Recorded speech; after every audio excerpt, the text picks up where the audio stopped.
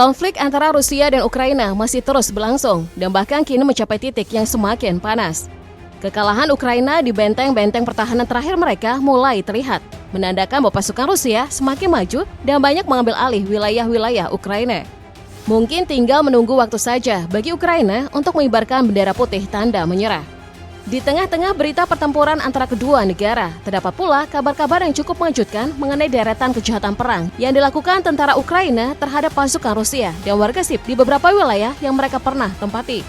Sontak saja hal itu membuat pihak Rusia menjadi geram. Apa sajakah kiranya ulah yang dilakukan oleh tentara Ukraina sehingga Rusia meradang? Не просто последующему нацистов, не просто идейному последователю. Pada 1 Februari kemarin, sebuah sekolah asrama yang terletak di Kursk, Rusia mengalami kehancuran dalam sebuah serangan yang kemudian diketahui telah menyebabkan 4 orang tewas. Dari kejadian ini, Rusia dan Ukraina saling tuduh mengenai siapa yang harus bertanggung jawab mengenai insiden tersebut. Selama beberapa bulan terakhir ini, Kursk yang langsung berbatasan dengan Ukraina telah menjadi salah satu wilayah pertempuran besar antara pasukan Ukraina dan Rusia. Sejak Agustus lalu, banyak dari wilayah Kursk yang sudah dikuasai Ukraina. Sekolah yang diserang tersebut disebut-sebut merupakan tempat bagi orang-orang yang hendak dievakuasi. Hingga Sabtu malam waktu Kursk, sebanyak 84 orang sudah diselamatkan atau dirawat, tapi 4 diantaranya sedang dalam kondisi yang kritis. Setelah serangan tersebut, Presiden Ukraina Volodymyr Zelensky menyatakan kemarahannya dan menyinggung mengenai cara Rusia berperang. Ia menyebut bahwa Rusia kerap menghancurkan bangunan meskipun terdapat warga sipil di dalamnya. Tidak tinggal diam, Rusia justru melayangkan tuduhan serupa kepada Ukraina. Rusia mengatakan bahwa Ukraina yang telah melakukan penyerangan ke sekolah itu dengan menggunakan rudal yang berasal dari wilayah mereka. Mendukung pernyataan ini, Gubernur Kursk Alexander Kinston juga sepakat mengenai klaim Rusia ini. Проект поправок в Кодекс административных правонарушений, который увеличивает ответственность. Tidak hanya soal penyerangan sekolah, baru-baru ini di media sosial beredar mengenai penemuan pasukan Rusia ketika mereka membebaskan desa Ruskoy Porosno. Di sana mereka menemukan ruang bawah tanah yang di dalamnya dipenuhi mayat warga sipil. Sebagian besar mayat-mayat tersebut dalam kondisi rusak parah dan menunjukkan adanya tanda-tanda pemerkosaan dan penyiksaan. Lebih detailnya, pihak Rusia mengungkapkan bahwa Ukraina telah membunuh 22 orang di desa tersebut.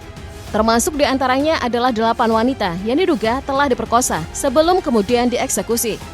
Sejak melancarkan serangan mendadak pada bulan Agustus, Ukraina telah mengendalikan puluhan pemukiman perbatasan di wilayah Kursk di Rusia Barat.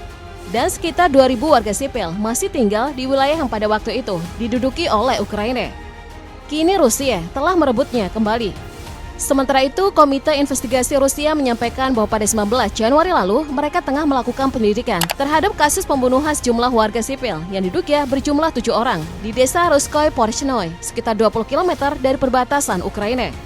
Kemudian pada hari Jumat dikatakan bahwa pihak Rusia juga sedang menyelidiki pembunuhan 22 warga lainnya yang terjadi antara bulan September dan November. Berdasarkan bukti-bukti yang telah ditemukan, Komite Investigasi pun memaparkan bahwa sekumpulan jasad yang telah ditemukan di ruang bawah tanah beberapa rumah diantaranya merupakan 8 perempuan yang diperkirakan telah diperkosa sebelum akhirnya dilenyapkan. Atas semua penemuan mayat tersebut, juru bicara Kremlin Dmitry Peskov akhirnya angkat bicara. Ia kemudian menuduh masyarakat internasional telah mengabaikan klaim Rusia dan fakta-fakta yang ada. Menurutnya, semua kekejaman yang dilakukan oleh tentara Ukraina terhadap warga sipil harus dibicarakan, ditunjukkan, walaupun masyarakat internasional mungkin bersikap tidak peduli. Well, obviously, President Putin has mentioned in his address that more than 20,000 of military personnel of Ukraine. Setelah mencoba mencari tahu lebih lanjut, seorang penyelidik Rusia mengatakan bahwa ada 5 tentara Ukraina melakukan pembunuhan tersebut dan salah satu dari mereka, yakni Yevgeny Fabrisenko, berhasil diamankan selama pertempuran di wilayah Kursk berlangsung. Komite kemudian merilis sebuah video berisi interogasi terhadap seorang pria yang diidentifikasi sebagai Fabrisenko. Ia mengakui bahwa dirinya menerima perintah untuk membersihkan desa Ruskoy Porosnoy dari warga sipil. Sebagian besar warga sipil ditembak, sementara yang lainnya diledakkan dengan granat tangan.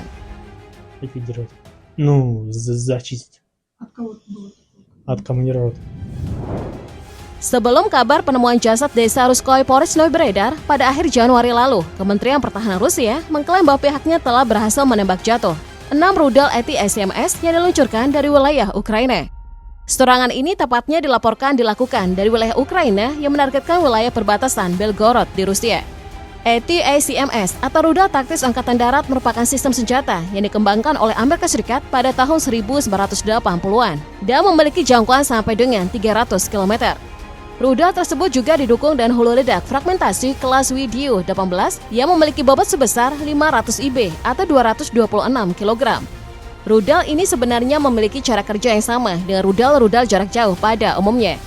Ketika rudal ditembakkan dari peluncur, rudal ATACMS akan meluncur jauh ke atas atmosfer. Kemudian setelah itu rudal ini akan menukik tajam ke bawah, ke arah target yang dituju. Dalam deteksi target yang menjadi sasarannya, rudal ATACMS menggunakan sistem Global Positioning System atau GPS yang sudah terpasang di dalam rudal. Salah satu keunggulan yang ada pada rudal ini adalah mampu terbang lebih tinggi ke atas atmosfer jika dibandingkan dengan rudal-rudal jarak jauh yang lain. Kemampuan ini membuat rudal ATACMS akan mampu menghindari sistem pertahanan rudal dengan baik. Namun meskipun digadang-gadang punya kemampuan serangan jarak jauh, jangkauan serangan rudal ATACMS ini masih kalah jauh dibandingkan dengan jangkauan serangan rudal balistik antar benua. Dan ya, penggunaan rudal oleh Ukraina ini pun semakin meningkatkan ketegangan di kawasan yang sekian lama sudah berkonflik ini. Menyusul adanya serangan yang cukup mengejutkan ini, Kementerian Pertahanan Rusia kemudian mengungkapkan bahwa tindakan Kiev yang didukung oleh Barat ini akan mendapatkan balasan.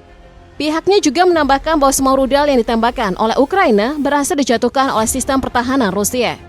Di tengah-tengah ketegangan yang kian meningkat, Presiden Amerika Serikat Joe Biden sebelumnya memutuskan langkah yang cukup gegabah. Ia telah memberikan izin kepada Ukraina untuk menggunakan senjata jarak jauh, termasuk ATACMS dalam menghadapi Rusia.